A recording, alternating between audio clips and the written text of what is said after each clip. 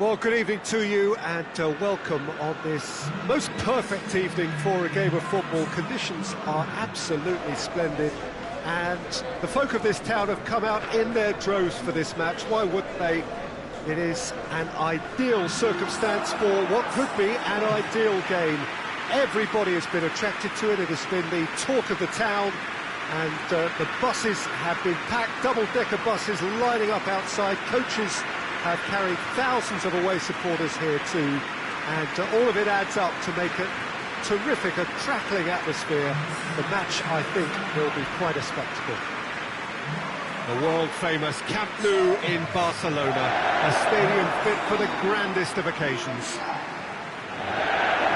Watering game this between two very high-quality sides, a treat for everybody here. Yes, Peter, it's a shame it's only a friendly, but then again, that may help us see a more expressive attacking contest, and I'd be prepared to settle for a clash of lesser intensity in favour of lots of flair, skill and plenty of tricks and a few goals. I suspect I've probably overstretched my level of greed here. We have already started here. Who do you, Jim, see making a difference here? Yeah, Kevin De Bruyne. He's just one of the best strikers of the ball you'll ever see, and that applies just as much to his passing game as it does to his shooting prowess. He generally likes to keep things simple, taking as few touches as possible, but making every one of them count. I've got a feeling he's going to be a real handful for the opposition here. Yeah, I'd have picked him too. No doubt the fans feel much the same way. Gundogan goes for goal! Tries a shot! Oh, that's a terrific save from the keeper. Oh, that's a sparkling save. Absolutely sparkling. His reflexes were ultra sharp. Ruben Dias. Gundogan drives it forward, and that's sprayed out wide.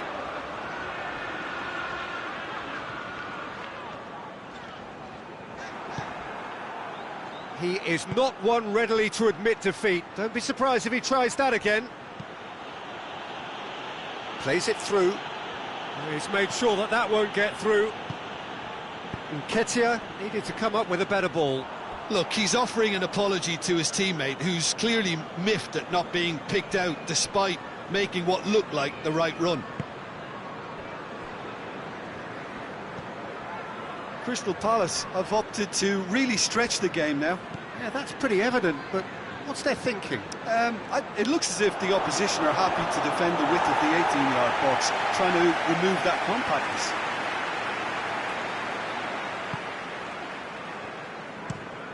Has he found his man?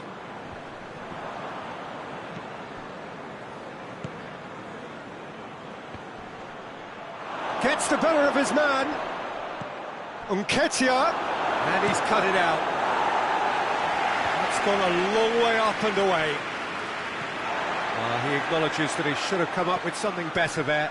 Peter, his body shape was a giveaway before he made the pass, and its obviousness was appreciated. Ruben Dias.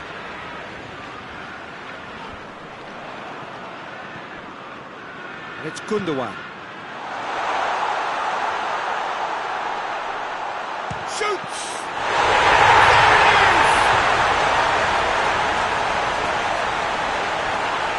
Well, he was never going to miss from there.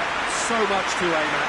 It's almost criminal to see a defence fail to identify someone who thrives when it comes to shooting stats. They knew, and yet they didn't read, and they paid the price and deserved to.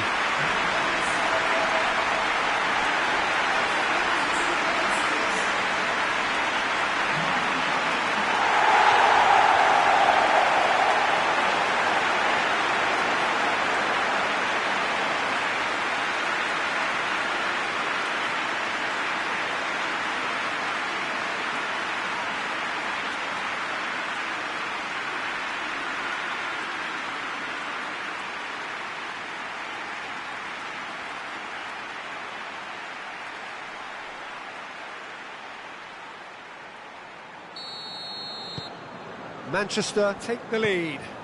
Well, that's the currency he deals in, and he's come good yet again. Never the one to let you down in these situations.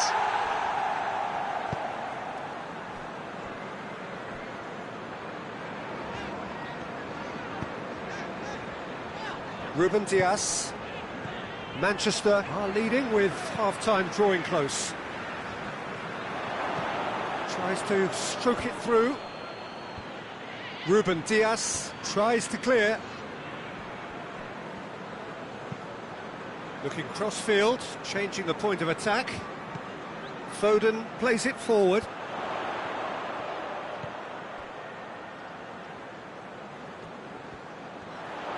A really good feat. Walker. Oh, well intercepted, really alert to the danger. And the whistle goes for half-time. So there you have it, a close-fought half of football that still had its moments, but ultimately produced just one goal. And a decent game up to now. Well, this team has found a real rhythm to their game. The players seem to have clicked well, there's good movement off the ball, the passes are sticking. No one's afraid to have a go. Manchester come off having scored the only goal of the game so far. It's been tight, it's been exciting, and there is certainly plenty for us to chew on during the break.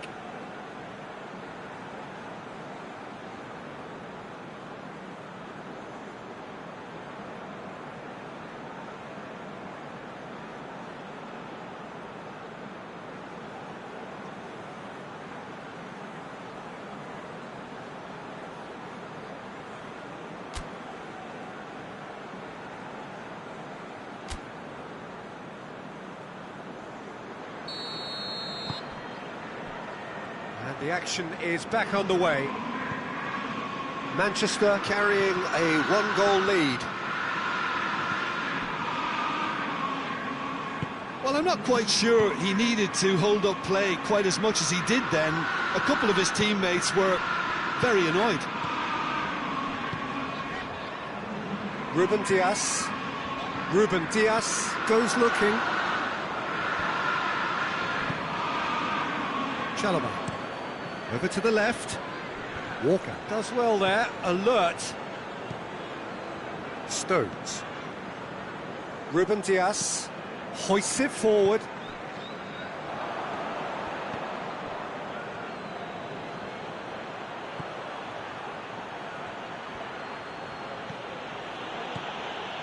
It's a loose ball. And it's played forward. It's got through to him.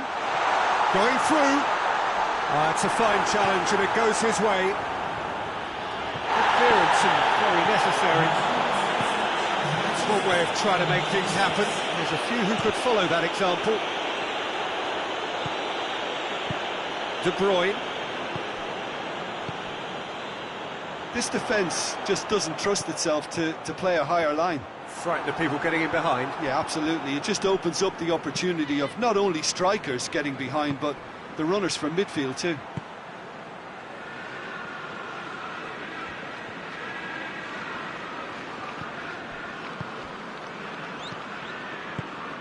Forward it goes. Hits one!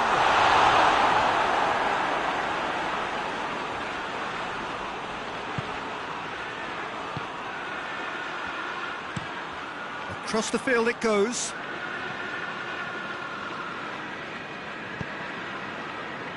Tries to get it forward quickly. Crystal Palace showing a little more urgency now, and to be honest, Peter, this is what's required. Well, hit and hope is just about the sum of it, isn't it, Jim? Well, there's no two ways about it. This is what they have to do.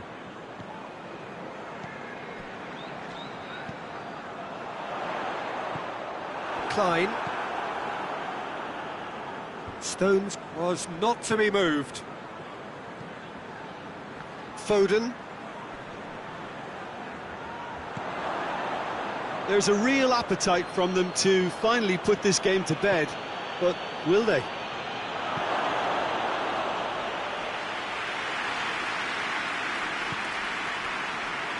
Stones. Forward it goes. 1-0 as we head towards the end. It's come loose. Manchester are looking to make this one safe. They want to reduce the risk. Stones. It is just a question of running down the clock now. Well, that's where he wants it. Ake.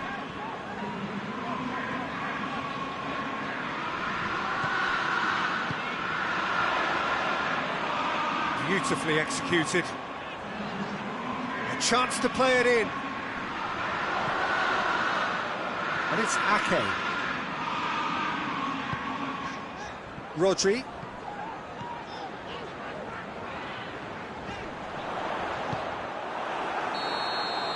And the referee brings it to a close.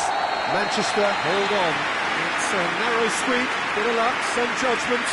1-0 the score at the final whistle. So what do you take away from it all, Jim? Well, Peter, I'm sure a more comfortable margin would have been preferable, but you can't expect to get your way all the time. I think it was a win earned through game management, and there's absolutely nothing wrong with that. So many thanks to Jim Beglin. That's all we have time for. Good evening to you.